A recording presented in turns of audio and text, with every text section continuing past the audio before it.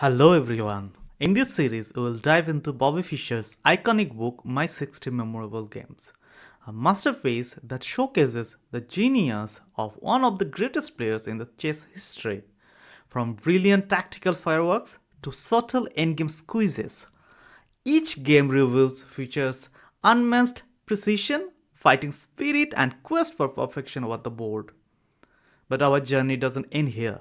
After exploring these classics, we'll shift gears to Fischer's legendary 1972 World Cup Championship match against Boris Spassky, the battle that shook world and made Fischer a household name. To set the tone, Bobby Fischer was born in 1943, and the games in this book span from 1957 to 1967, and it was written by Bobby himself in 1969.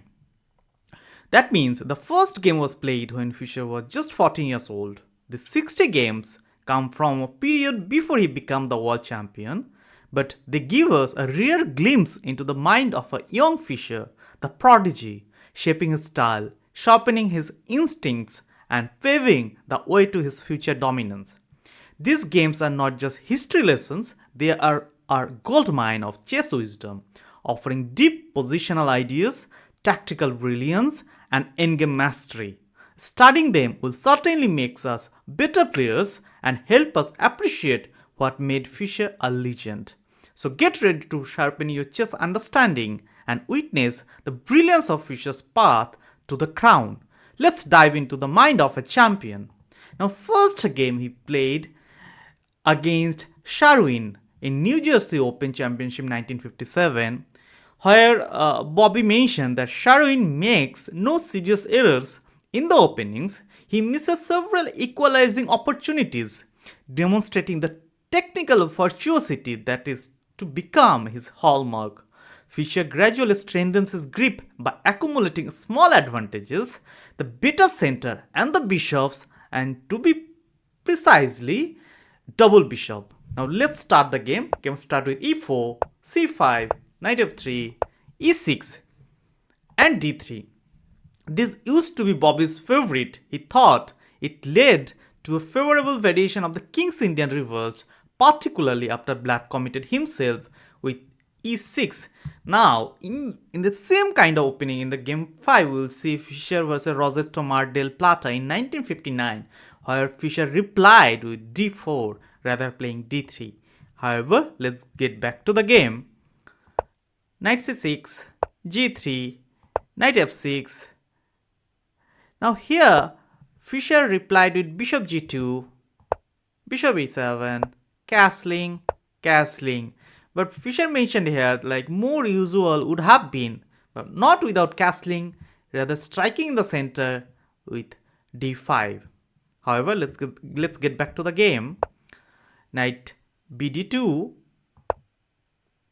rook b8. Sherwin slayed the rook here with his pinky as if to emphasize the cunning of this mysterious move.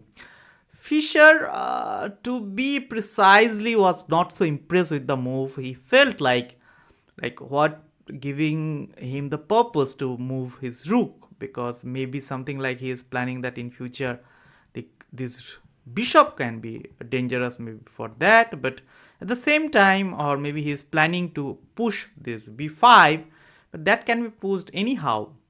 He could have tried something like d5 striking in the center, that's always better, but this move create weakness as well, like in future like dark bishop can come here and to harass this rook, and of course it will happen in the game as well, we will see. So let's see. Rook e1, d6, c3, b6.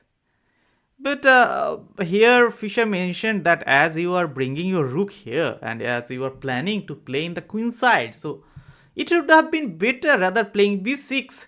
b5 would have been better and striking in the center through the flank, like maybe like let's see what Fischer suggested. b5, d4, c takes d4, c takes d4, d5 with the equality striking in the center, or else b4, e5, and b cross c3, e takes f6, c takes d2, knight takes d2, wins a piece, or d takes e5, d takes e5, knight d7, c4, hold the advantage. So, however, this nothing happened. Now let's get back to the game. d4, Fischer striking again.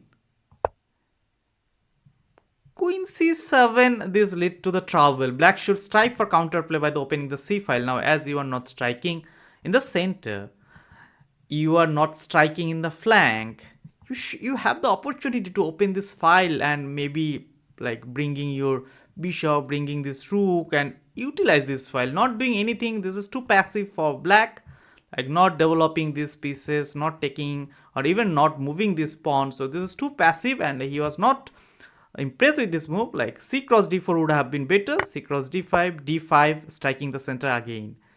But let's get back to the game. Now Fischer striking in the center with e5. Knight d5. Here the situation is like worse would have been like this is not a good move. Of course, certainly it's not a good, but knight d7 was also not good. Like knight d7 would have been made with pawn takes, bishop takes, knight comes to e4, c takes d4, knight takes d6, queen takes d6, and winning the rook here because pawn push doesn't work. Knight takes e5, knight takes d knight takes e5, c takes e5, and here you can see this is pinned. If you take, this one is falling, so here you have to give away the piece. Even d cross e5 is the best try, but then also like white would have been like huge pressure in the king side, like in future maybe bringing the knight at g5, bringing the queen at h5, or even maybe bringing the queen at d3 and attacking this weak h7 pawn. Let's get back to the game. So here after knight d5, e takes d6, bishop takes d6, knight e4, c4. This is a very unpleasant choice since it releases the pressure in the center and gives white a free hand to start preparation of the king side. However, other moves lose materials, but we'll see like what's the idea now. Now here, as after this move c5, c4, this pressure in the center releases. Now white can go for this attack, maybe bringing this queen or maybe bringing the queen at c2, putting huge pressure on a7 pawn, bringing the knight at maybe g5 and eyeing towards this weak a7 pawn, bringing the queen. This is so many possibilities are here now because of this move. Queen side is completely locked up, black can't do, but without this move maybe some other moves would have lost some materials. Now let's see how it would have been possible. Like bishop e7, c4, knight f6. Now bishop is coming at f4 and this winning the rook. Maybe or c takes d4, c4, and now with the same plan. Now let's get back to the game. Knight takes d6, queen takes d6, knight g5 with a similar idea, with going for with the king with queen and attack here, or maybe going with the queen at c2 and attack to this weak h7 pawn. And here black would have replied immediately by pushing a6 pawn and asking this knight that you do something with this knight, you go back. Either I'm going to take, but Sherwin thought that no, I'm not want to create any kind of weakness in the king side for the time being. Rather, if queen comes to c2, I'll try to block this with my knight, bringing knight here, but this is a serious mistake. So he plays knight c7, and which is a mistake, and bringing c2 with the same plan, blocking the knight, and now coming h4 with a plan to kick this knight from this square and attacking this, and knight f6. Now here apparently everything is defended. Now this pawn is defended, this push is not possible, so that after knight takes, there's nothing in the game, so he can't take this because this is not pinned This knight can take. So apparently everything is protected. But Fischer has a plan. Giving the knight. And knight takes knight. Now you can see this square is protected by this knight only. And with this push, he can dislodge this knight from here. And he can bring his bishop and to fork the queen and the rook. With the same plan, h4. So he's simply giving this knight. But here you can see other move like going knight here would have been clearly given him this rook. This is a bit tricky move. What's his plan? We will see. The plan being, now as per plan, when rook comes, queen d8. Here plan is, if bishop takes the rook, he is planning knight takes bishop, king takes bishop, king takes knight, and then bishop is coming with a check to the queen, with check to the king, and then he can pick up this bishop, and black is doing great. So of course Fischer will not fall for it. So he takes this knight first, and now lifting the rook, h6, and queen takes h4. Once again, this time pressure had Sherwin burying his thumbs in his ears. Instead of trying to mix it up, black should keep his king sheltered as long as possible with g6. So with this move, he allowed white to make the king completely open. Now, once the queen takes h4, he took this one, of course. In the game we will see, but this move would have been given him some chances to stay safe, at least for the time being. But however, now as per the plan, h takes g7 and king takes g7. This is a suicidal. The last hope would have been, without taking this, like maybe rook or d8, bishop g3, try to protect everything. Like maybe apparently it may look like no breakthroughs coming. This pawn is completely blocked by this king, so this is fine for the time being. But that king takes this pawn is simply suicidal, as Bobby mentioned in his book. Let's get back to the game now. As moving the queen rook at e4, the planning is protecting the bishop for the time being, and at the same time threatening to check this king, and threatening to take the queen. So queen goes back, rook comes to e3. The plan being coming here, threatening to queen, and once queen and king in the same file, and trying to take queen. So here of course he won't fall for it. f5, planning to escape with the queen, and as per the plan, h3, rook h3, queen e8, and e5 check.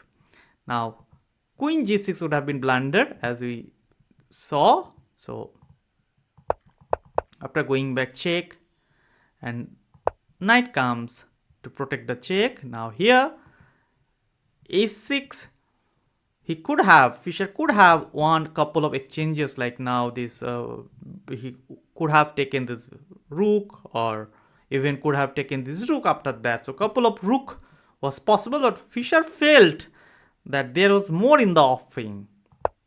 Now knight f6, protecting the check.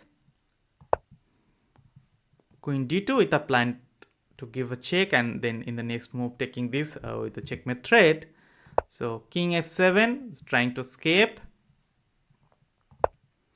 with the same threat. Now he's threatening to take this knight. Queen e7, protecting. Now here it would have been met with the same kind of threat, like h7 is still possible because this is simply pinned. So bishop takes f6, queen takes f6, and now coming h7 check. Now you can see this queen can't go here. If king has only one move, this is going back, and after going back, queen takes queen. Now he has the options like rook can take the queen at the same times. rook can take the rook. Now if rook takes the queen, in that case white will be simply a piece up. Rook takes rooks, and then uh, bishop takes rook, and then bishop takes bishop, a completely a piece up and whole piece up. In the end game is simply winning. Or else he could have gone for simply taking this rook and giving white an option with the queen. So he went for the rook, and Bobby comes with bishop with a check, and bishop comes to block the check, and here comes the check, and Sherwin resigned here because there is nothing in the game. Again, if it goes back, maybe queen can comes to pin this bishop and ultimately bring this rook. This is too much to hold. So with that, I hope that we learned something in this game, and I will be coming up with a few more videos from this book, and I will try to cover all the 60 games and even Bobby's World Championship matches games against Spassky. Thanks for watching video. Hope you enjoyed. Thank you.